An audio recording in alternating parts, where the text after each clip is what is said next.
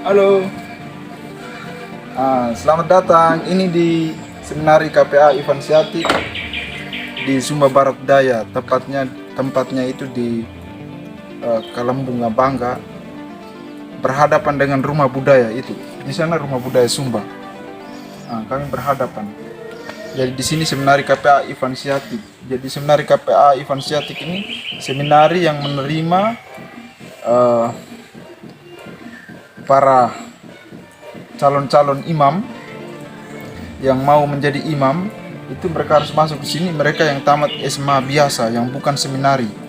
Kalau seperti seminari Sinar Buana atau seminari San Domingo, mereka tidak perlu melewati seminari KPA, tetapi mereka langsung ke postulat di Padadita di Waingapu kalau mau menjadi seorang redemptoris. Sedangkan di sini seminari KPA untuk menerima semua teman-teman dari tingkat SMA atau selevel SMA yang biasa, yang bukan seminari, mereka bisa masuk di sini 1 tahun mengenyam pendidikan di sini, lalu mereka akan berangkat ke Waingapu di postulat Padadita, dan selanjutnya di novisiat di Wano Gaspar, dan selanjutnya di Jogja, di seminari di Jogja, Wisma Sang Penebus. Ini sederhana saja rumah.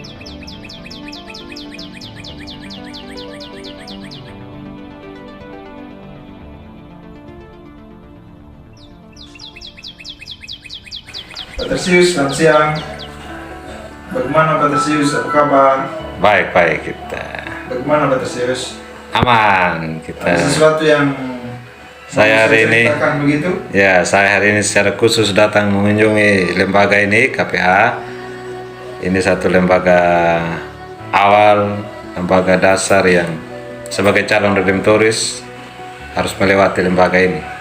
Jadi sehingga Pak Direktur bisa bercerita sedikit tentang aktivitas yang ada di tempat ini, supaya umat kita, anak-anak, adik-adik kita di luar bisa juga punya pegangan kalau nanti memutuskan untuk ke sini.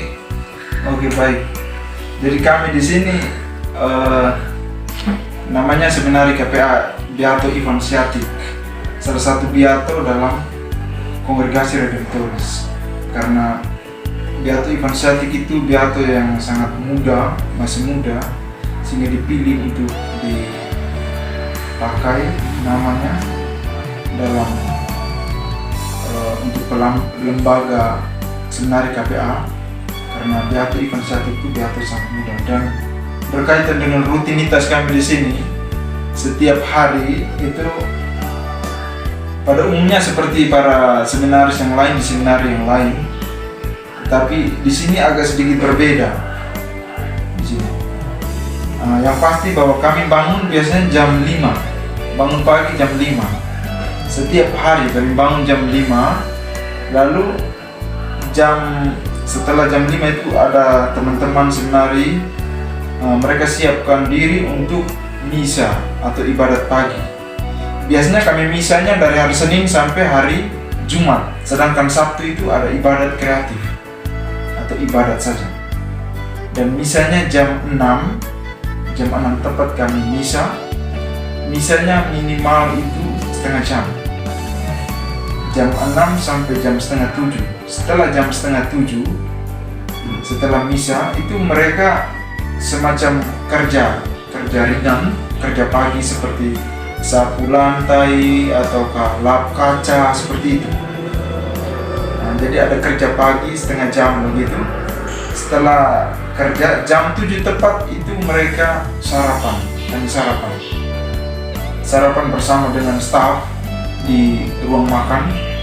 Setelah sarapan mereka mulai menyiapkan diri untuk mulai kuliah atau mulai sekolah. Ada mata pelajaran yang mereka terima di sekolah. Sekolahnya di sebelah kantor ini ada sekolah. Jadi jam 7:30 itu mereka harus semua sudah ada di dalam ruang kelas untuk siap menyambut guru yang akan mengajar. Jadi mata pelajaran yang mereka terima itu seperti liturgi, psikologi, bahasa Latin, bahasa Inggris, bahasa Indonesia, kitab suci Perjanjian Lama, kitab suci Perjanjian Baru, public speaking, sejarah gereja. Jadi semua itu yang mereka terima mata pelajaran dari guru-guru mereka. Dan hal yang paling penting dalam mata pelajaran itu adalah karena mereka sangat aktif di dalam mata pelajaran itu. Mereka sering aktif dalam sekolah-sekolah, dalam mata pelajaran, baik belajar mengajar, mereka sering aktif dan diskusi.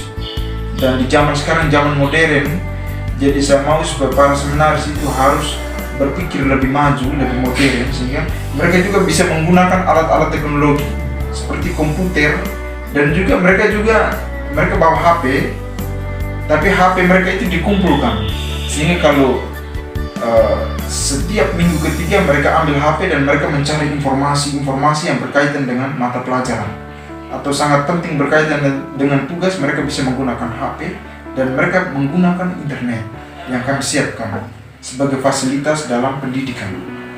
Setelah belajar sekitar jam 12 kurang 15 menit, mereka doa siang. Biasanya mereka doa brevir, doa siang. Setelah doa siang jam 12 tepat itu kami makan siang.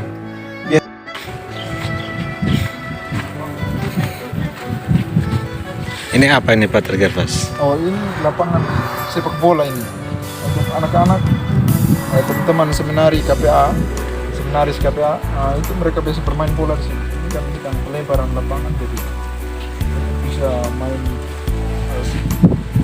luas lagi lapangan.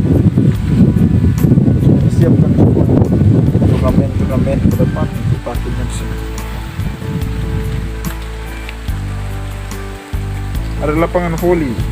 Biasanya di lembaga lain makannya jam 1, tapi di sini makannya jam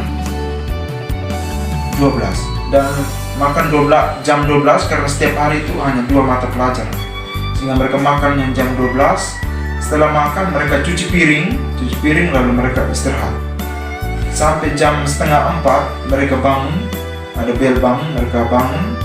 Lalu ada kerja sore, ada opera, ada kerja sore. Kerja apa saja yang sudah dibagikan mereka kerja.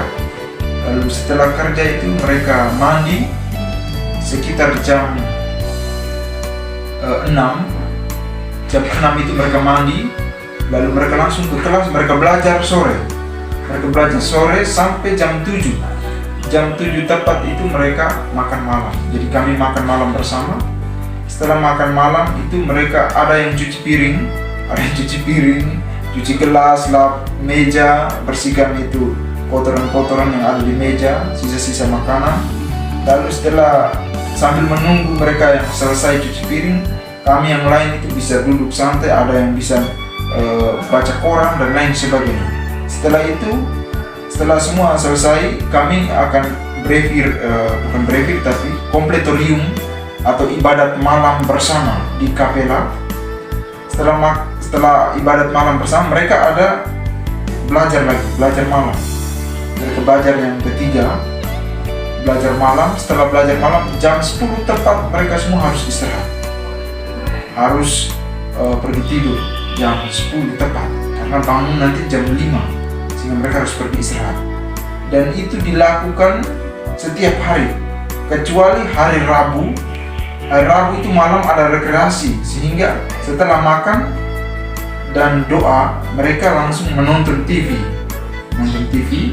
Lalu hari Kamis, hari Jumat, nah itu juga mereka menonton.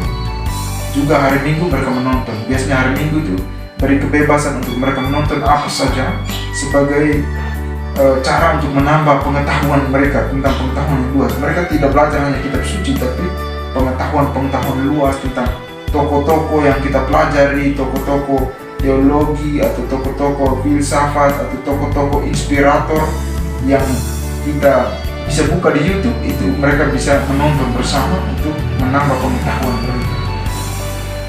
Mungkin itu saja cerita berkaitan dengan rutinitas kami setiap hari. Kalau mau tahu lebih dalam bisa datang dan hidup bersama kami. Artinya mau jadi anak KPA di sini, mau masuk menjadi anak seminaris supaya bisa tinggal dan bisa tahu bersama kami di sini. Sebagai seminaris itu selain rohani, raga juga harus diolah, harus dibentuk, harus diformat sehingga fisik oke, rohani oke, pikiran jalan, semuanya beres. Begitu bos. Jadi seminari itu harus begitu.